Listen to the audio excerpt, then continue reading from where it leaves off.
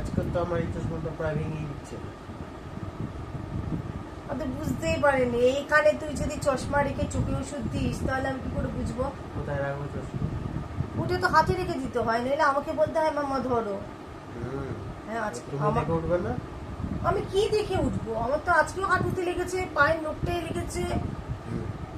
আর এই bed cover পাল্টাবে, আমি চোখে কিছু বুঝতে পারি না। আমি জানি কি আমি পাল্টাবো।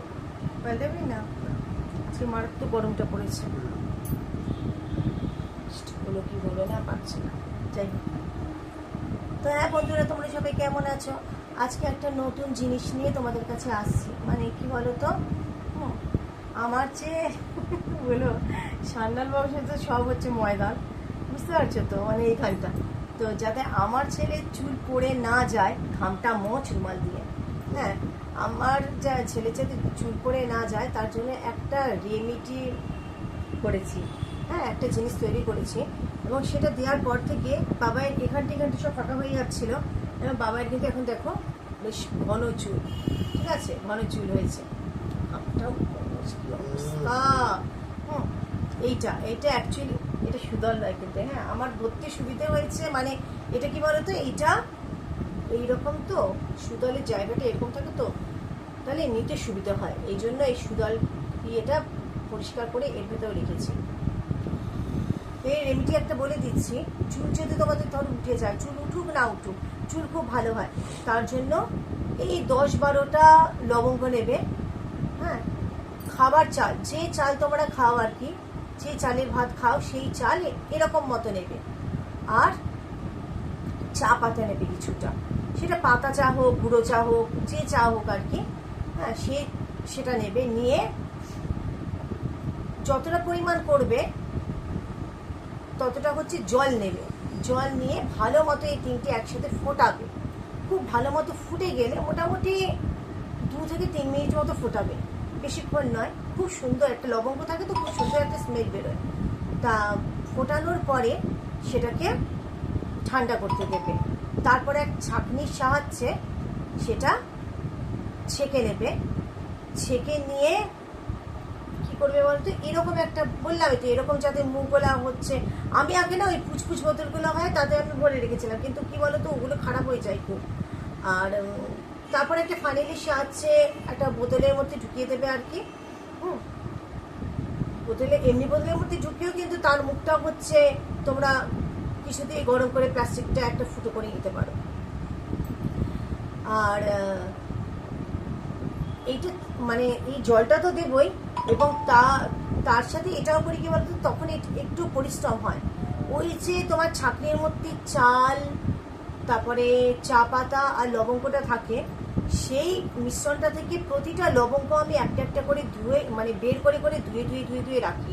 এবং প্রতিটা লবঙ্গ আর ওই যে চাল আর চা পাতাটা না, ওটা না গাছের মধ্যে দিয়ে দিই, তাতে গাছের সার খুব ভালো হয়। আর এই লবঙ্গটা না, এইখানে কিন্তু লবঙ্গ আছে, দেখো নিচে লবঙ্গ আছে, ঠিক আছে? যে লবঙ্গটা ফোটালাম আমি না, সেই লবঙ্গটা এর মধ্যে আমি ভরে দিই। তারপর ঝাঁকিয়ে যখনই হচ্ছে চান পড়বে, তারপরেই হচ্ছে এইটা যেখানে যেখানে ধরো আমাদের এখানে মেইনতে এই সাইডটা হচ্ছে টাকের এইটা থাকে, এইখানটা এই জায়গা দিতে থাকবে, প্রচণ্ডভাবে উপকার পাবে। এবং সেটা উপকার পাচ্ছ কিনা সেটা যে অ্যাপ্লাই করছে তার মুখ থেকে শোনো। বাবাই তুমি বলো সামনে এসে, আগের থেকে তো উপকার পাচ্ছ তুমি? আগে এগুলো সব ফাঁকা হয়ে যাচ্ছিল, আর আমার একটা চিন্তা ছিল যে বাবা এটাও আবার কিছু হয়ে যাবে নাকি, ময়দান হয়ে যাবে নাকি। না না, আমি আর ময়দান দেখতে পারবো না। এবার কথা হচ্ছে যে এখন দেখো এই বাবাই দেখেছো চুলে কিন্তু আর কোনো ফাঁকা নেই, দেখছো? ভালো করে মাথাটা নিচু কর না। হ্যাঁ, ঘন হয়েছে চুলটা, কারণ এটা প্রত্যেক দিন দেয়, প্রত্যেক দিন দেওয়ার পর তারপরেও হেয়ার ড্রায়ার দেয়। হেয়ার ড্রায়ার তোমরা দিলে চুল শুকালে পরে এমনি দিতে পারো, কিন্তু এটা চানের পর প্রত্যেক দিন লাগাতে পারো। আর যেটা ও রাত্রিবেলা করে না, সেটা করলেও আরো একটু ভালো, মানে দিনে 2 বার যদি লাগাতে পারো, রাত্রিবেলা শোয়ার আগে যদি আবার লাগিয়ে দিতে পারো। আর এটা যেহেতু হচ্ছে লবঙ্গর জল, সেহেতু লবঙ্গ, চা পাতা, চালের ফোটানো জলটা, সেহেতু এটা দেওয়ার পরে আর শ্যাম্পু করার দরকার লাগে না, আর প্রচণ্ড সুন্দর একটা স্মেল বেরোয়।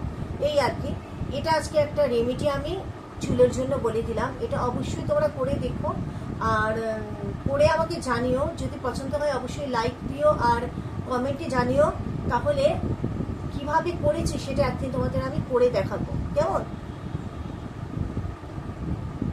এই আজকের এটা আমি বললাম আর কি, লবঙ্গ, চা পাতা আর চালের জলটা, এই রেমেডি। তুই কিছু বলবি? আমি কি বলবো? কিছু বলবি না?